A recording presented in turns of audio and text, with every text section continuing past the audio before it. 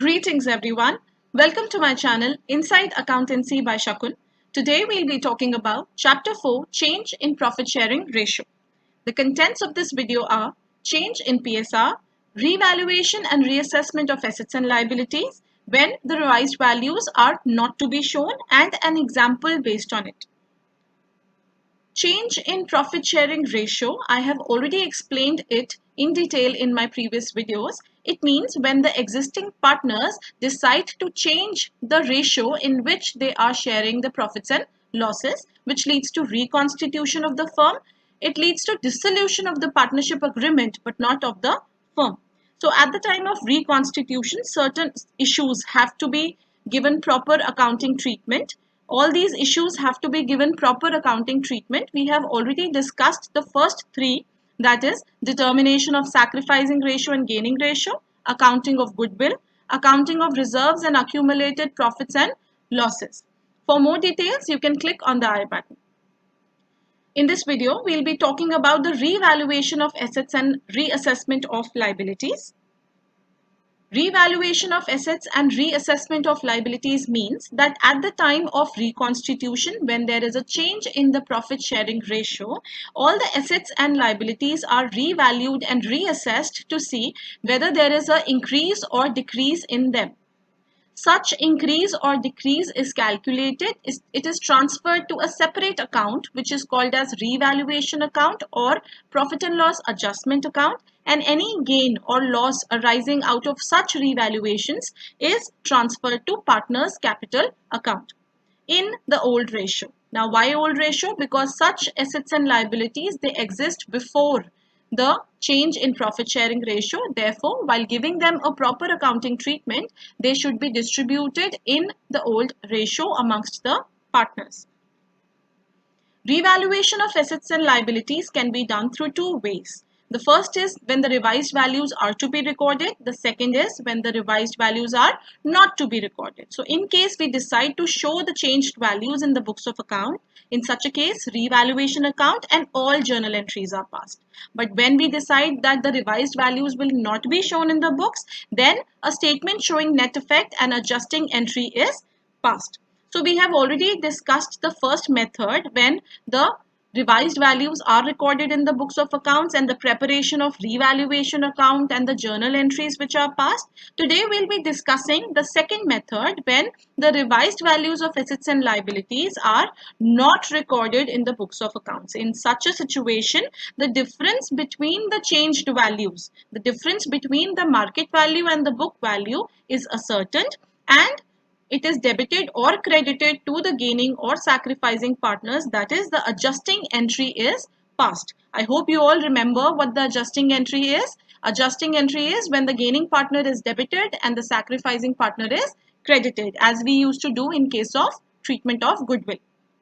Moving on, when revised values are not to be recorded, I will show you the steps which are to be followed. The first step is calculate the net effect of revaluation. So we need to prepare the statement showing net effect. How can we do that? This is the format of the statement showing net effect.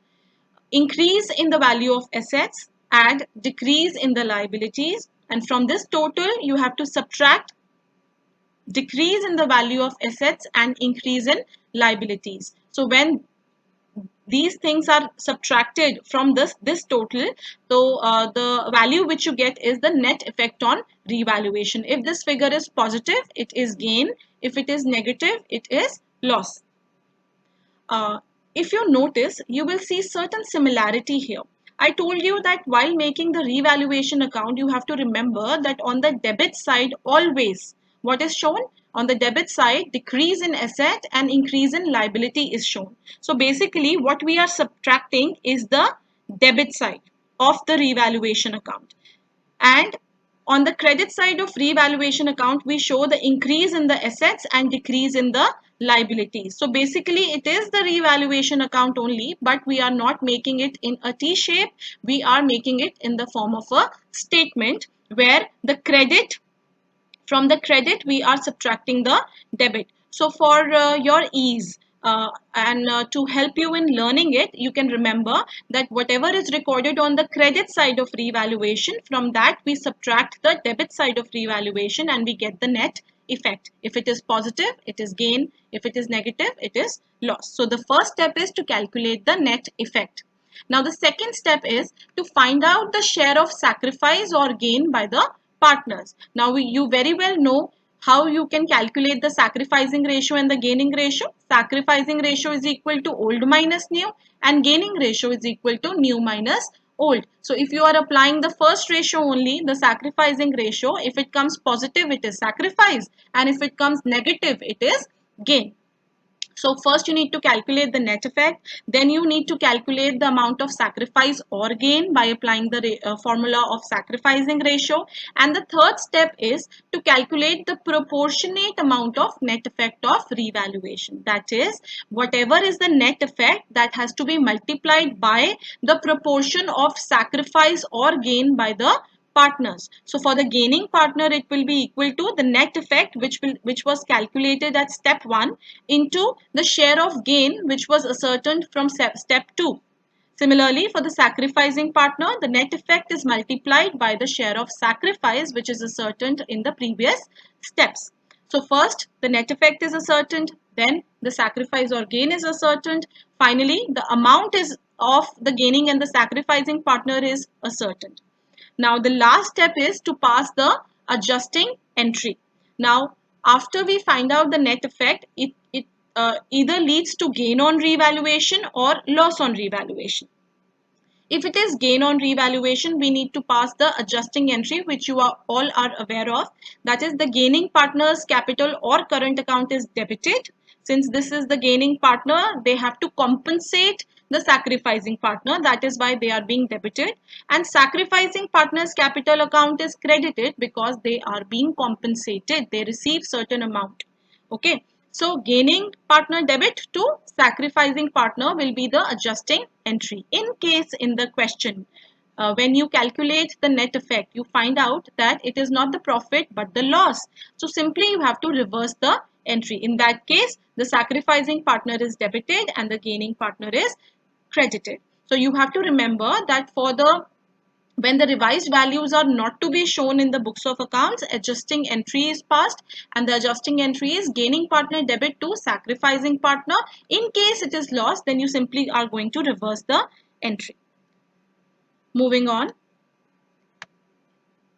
Let's take an example to understand this better. A, B and C are sharing profits and losses in the ratio of 2:2:1. Now this 2:2:1 is the old ratio. They decide to share profits with effect from 1st April 2019 in the ratio of 5:3:2. Now this 5:3:2 is the new ratio.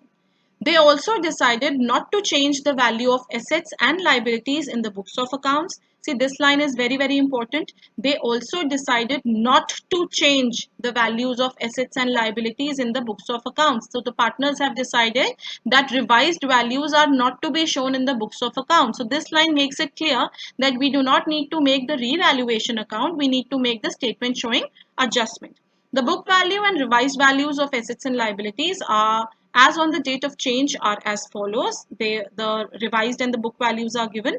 Pass an adjustment entry. Again, from this also it is clear that we have to follow the second method where only one entry is passed. So in this case, our first step would be to ascertain the net effect. Now just have a look at the value of machinery. The machinery's value was 2,50,000 and now the value is 3 lakh. That means there is an increase in machinery of 50,000. Have a look at the computers.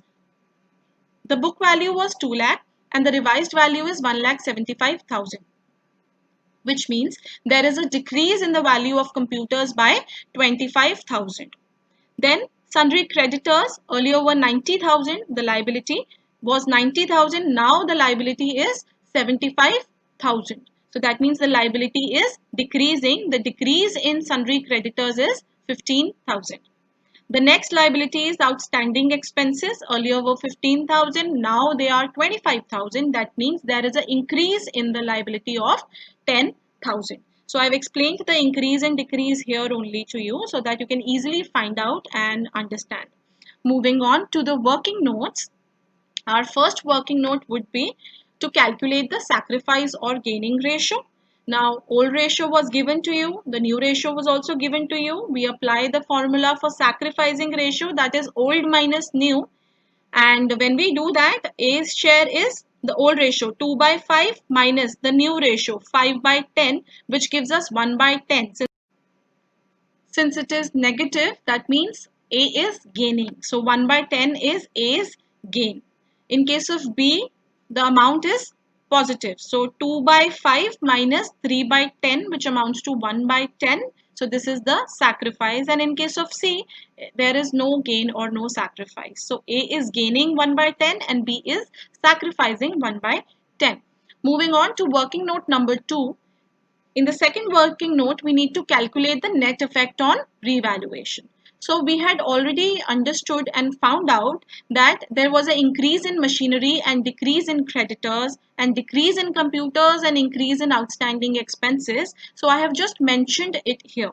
So as I told you earlier also that in the statement showing net effect, it is basically the CR side of revaluation minus the DR side. So CR side, what we record? Increase in assets and decrease in liability. So increase in machinery and decrease in creditors is shown here.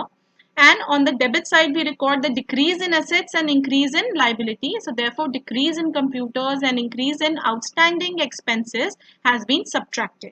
So after we do all these calculations, the net effect on revaluation is 30,000. Moving on.